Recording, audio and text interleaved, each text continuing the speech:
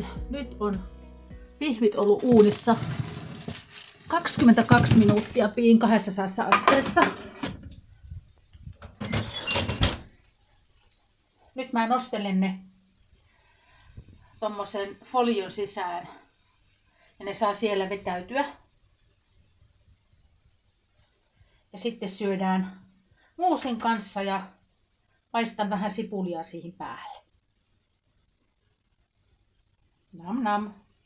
Helposti tuli. Kaikki mahtui kauniisti siihen.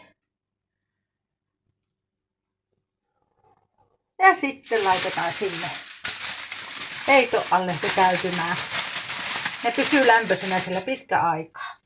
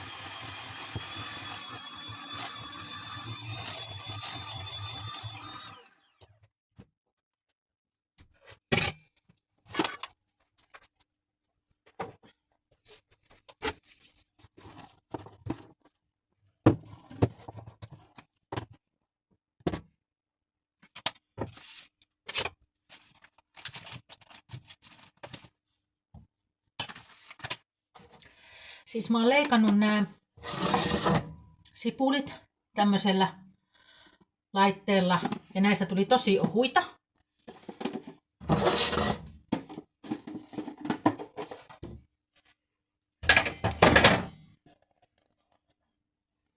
Tämmöisiä ohuita renkaita.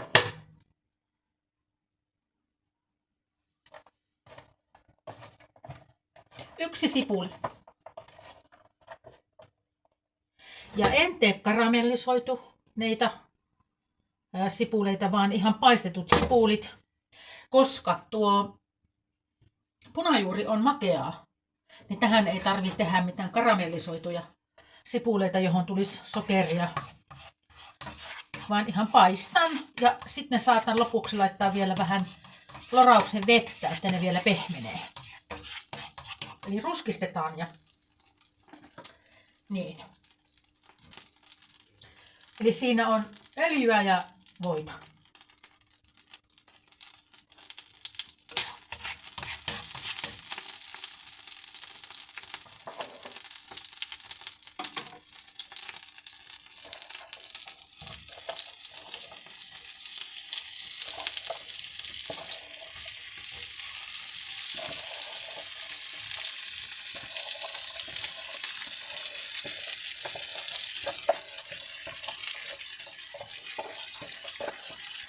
Ai tätä tuoksua. Eli näitä nyt tässä paistellaan. 4 on levy. Tää on nyt paistanut tässä 4 minuuttia.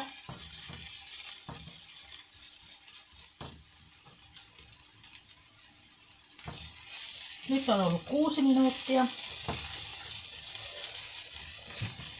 Ja pyöritellä ettei palaa.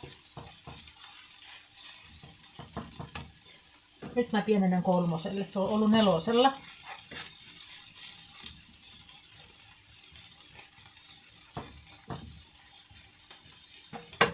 Sitten mä lisään sinne vähän vettä.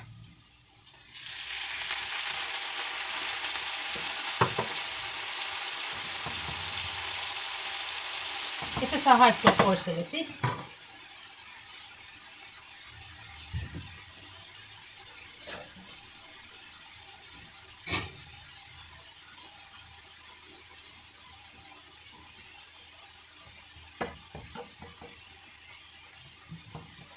Ja sitten jos haluat tehdä karamellisoituneita sipuleita, niin pöräytetään siihen vaikka punaviinietikkaa ja laitetaan sokeria.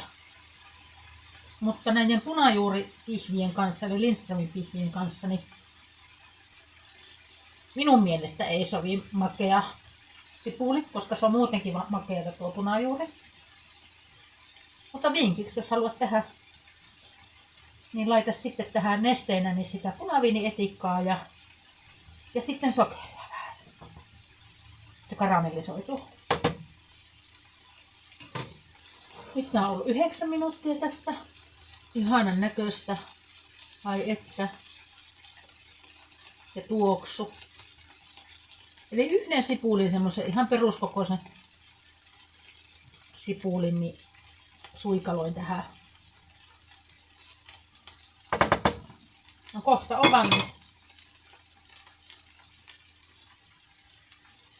No niin, 10 minuuttia meni. Tämä on valmis. Paistettua sipulia. Pehmennetty vedellä, että ne on saanut siinä oikein pehmentyä. Niistä tulee semmoisia mukava miedonmakuisia, ei mitään kirpeitä.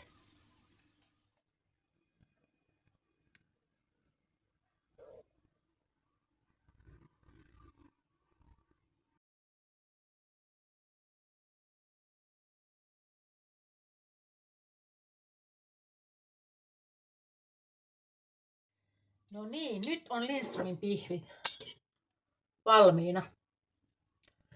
Ja siinä toi ihana paistettu sipuli ja porkkana perunamuusia. Maistetaan. Siis kätevästi valmistu tuolla uunissa nämä pihvit. Ai että. Ja on kyllä hyviä.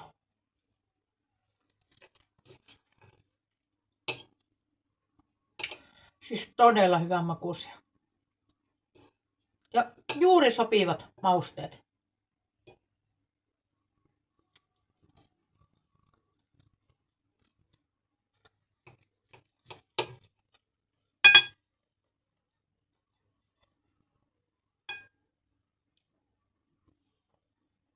Ihanan, täytyy sanoa, että ihanan kosteeta, mehukasta.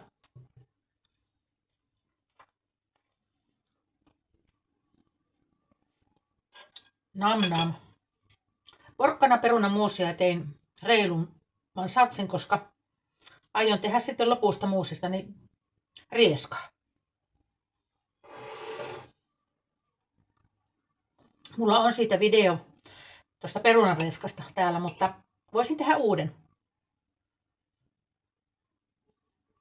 Nam.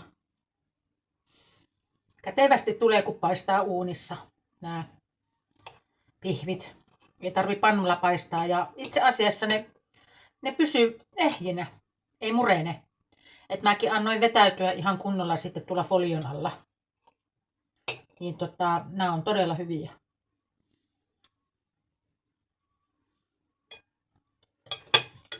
Ei kaipaa kastiketta. Mutta jos haluaa, niin näidenhän kanssa kävisi tosi hyvin siis nimenomaan punajuurien kanssa. Ja tosi hyvin sinihomejuusto tai fetajuustokastike. Mutta tässä on jo nyt niin paljon makua, että ei tarvi mitään.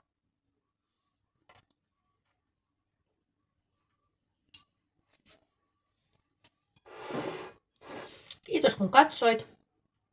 Peukuta jos tykkäsit videosta. Ihanaa jos tilaisit kanavan. Tällä kanavalla perusruokaa, edullista ruokaa, vähän vinkkejä ja niin edelleen. Ihanaa loppuviikkoa. Moikka!